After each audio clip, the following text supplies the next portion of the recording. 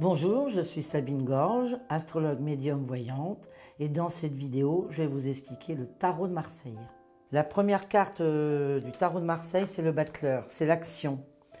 Mais ça peut représenter aussi le travail, ça peut représenter aussi le chirurgien. Je bouge, j'agis, je fais.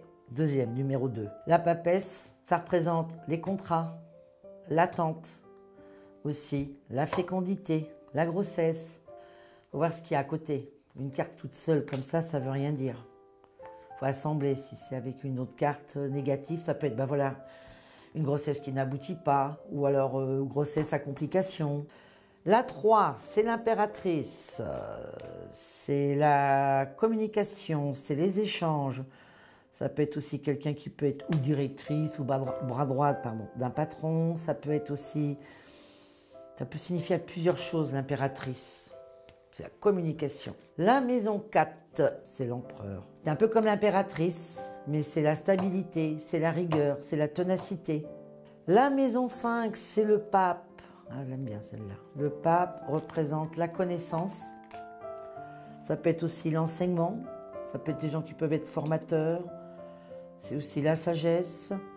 Et c'est quelqu'un qui a une grande maturité. La maison 6, c'est l'amoureux, oui, mais ça représente aussi la dualité, le choix, par exemple, dans une décision, que ce soit en amour, parce que c'est l'amoureux. Mais ça peut être sur autre chose. Si c'est associé, vous voyez, avec la papesse, ça peut être un choix entre deux contrats, un choix entre deux personnes. Le chariot représente l'action. Ça bouge. On y va, hein. Maintenant, ça peut être aussi des gens qui se déplacent beaucoup dans le travail, ou qui peut être aussi chauffeur de taxi, véhicule.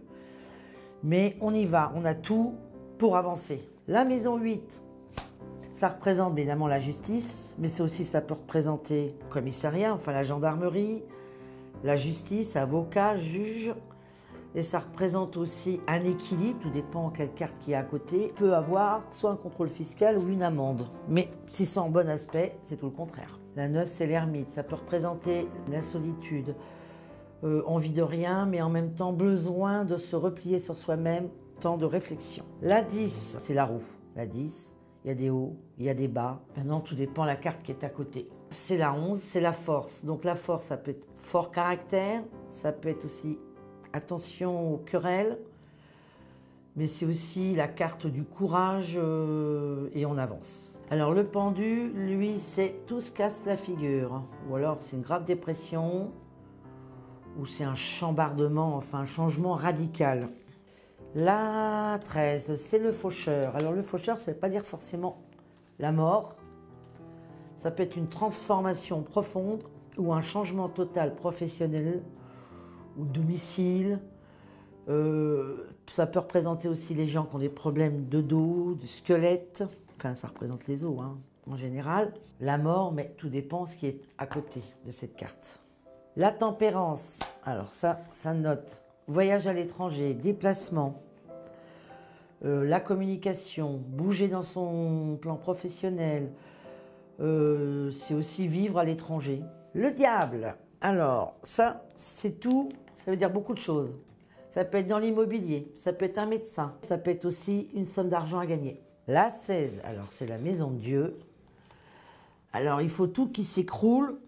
C'est la carte qui s'écroule, là oui. Mais c'est pas forcément négatif, parce que tout s'écroule, oui, tout tombe. Mais les deux petits personnages là en bas, ils ramassent ce qu'ils peuvent ramasser pour se sauver, donc pour se reconstruire. La 17, l'étoile. Alors ça, c'est l'espoir, signe de bon augure, de bonnes nouvelles. Très positif. La 18, ça représente la lune. Alors c'est pareil, ça c'est une grossesse, on pourrait dire ça, parce que ça représente le ventre.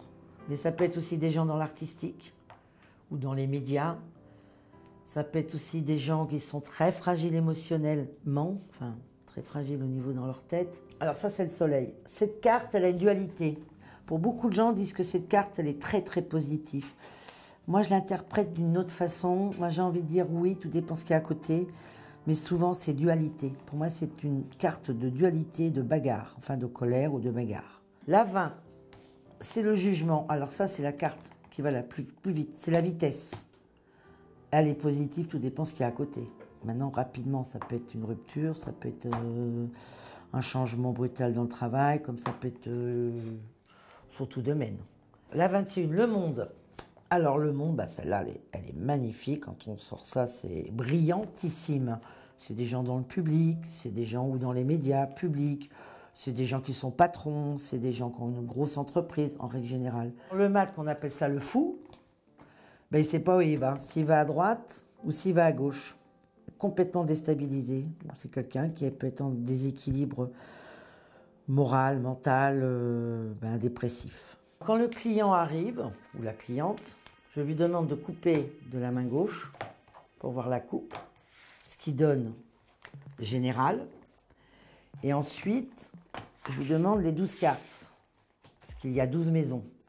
Maison 1, la personnalité. La maison 2, soit un don, soit c'est financier. Maison 3, c'est les enfants ou c'est les petits déplacements. La maison 4, c'est dans la maison. La maison 5, c'est la vie sentimentale. La maison 6, ça représente le travail et en même temps, ça représente peut-être des petits soucis de santé. La maison 7, ça représente le conjoint, mais ça peut être aussi la solitude s'il n'y a pas de conjoint, isolement. La maison 8, c'est l'argent des autres, enfin l'argent des autres. Parce que la maison 2 représente le bien à soi, l'argent à soi. La maison 8, ça peut être un héritage ou ça peut être un legs au jeu. La maison 9, ça représente tout ce qui est les grands voyages, mais aussi les papiers administratifs.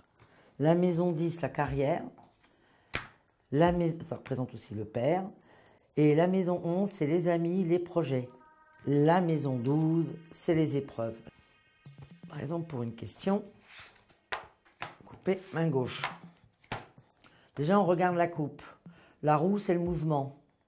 Et là, on ne sait pas où on va. On va à droite, on va à gauche, on recule, on avance, mais aussi on peut avoir une hésitation pour aller à un endroit et qu'on ne peut pas aller à un endroit et qu'on doit aller dans un autre endroit. Ça, c'est la coupe. Maintenant, si on regarde la question, donc la cliente, elle me donne 5 cartes. Alors, la droite, c'est la question. La gauche, c'est ce qui pourrait empêcher. En haut, ça donnerait qui assemblerait les deux, une petite réponse. La 4, ça répond en rapport au 3. Et celle du milieu, c'est celle qui va donner la conclusion, la synthèse. Ah, c'est pas du tout négatif. Pas du tout. Eh ben voilà. Donc, la personne de sa question, elle est en attente de pas mal de choses. Maintenant, si on regarde, ça c'est positif pour le mouvement. Ce qui peut empêcher, c'est avoir 2-3 empêchements en même temps ou le même jour ou à la même heure. Ce qui donne en haut, on hésite. Je vais à droite ou je vais à gauche. Voilà, on se prend un peu la tête. C'est le psychique ça. La 4, on y va quand même. Et en finalité, on arrive tout à gérer. La maison 5, enfin la maison 5, le pape en 5 qui donne la conclusion. On arrive tout à gérer et à tout organiser.